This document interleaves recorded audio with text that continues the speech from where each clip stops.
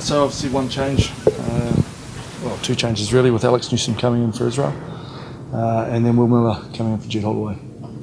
We see Will's selection as an opportunity to play two genuine fetchers. We believe the game is going to be played at a high intensity because of the way that the Sunwolves like to play. A lot of ball in play, they like to play fast. So we've opted for what we consider a really fast loose forward trio. Miller got an early steal when he came on last week. What did you make of his effort off the bench? Yeah, Will's been excellent for us sort of in the last 5 games, so it's a really good opportunity for him to see what he can do for an extended period. He's been an excellent shoot shield player, stepped up to this level, and he's someone that we want to give that opportunity to. And we believe in tandem with Hooper in this game, it could be something a bit different for us. Obviously had a big win over him last time over there, so there's clearly a lot of respect for him.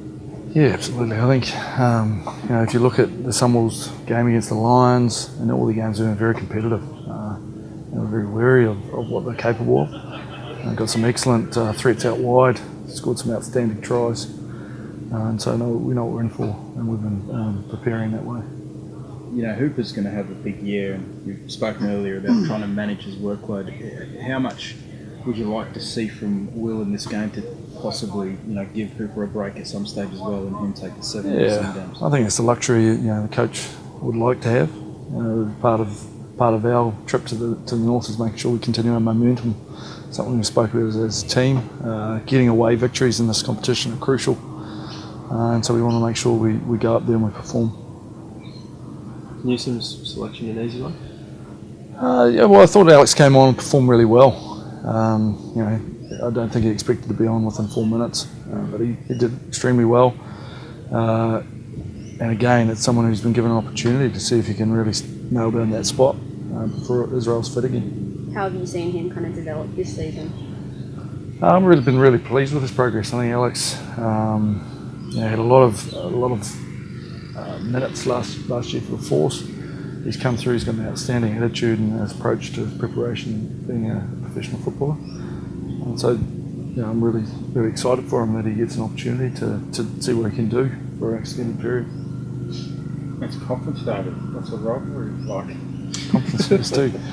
Well, it's the Sunwolves have been a team that have been changing their roster a lot, and so in trying to analyse them, that's been a difficulty. They've been really comfortable in playing a large number of their squad, so that's been difficult for us. But we're certainly excited. I think part of this competition, the attraction to it is playing in different venues around the world, and always excited to go to Tokyo and play up there. With a team like them who play quick, fast, and spread the ball, they probably wouldn't be used to coming across wingers like Tungeli, who's big and powerful. What do you hope that he brings to this game?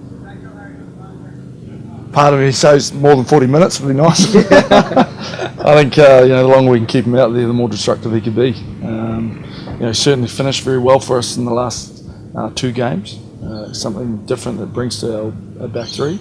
We've certainly been talking to him around wanting more out of him around that, getting more touches, getting ball carries, and being far more threatening. So he's definitely someone who we want more of.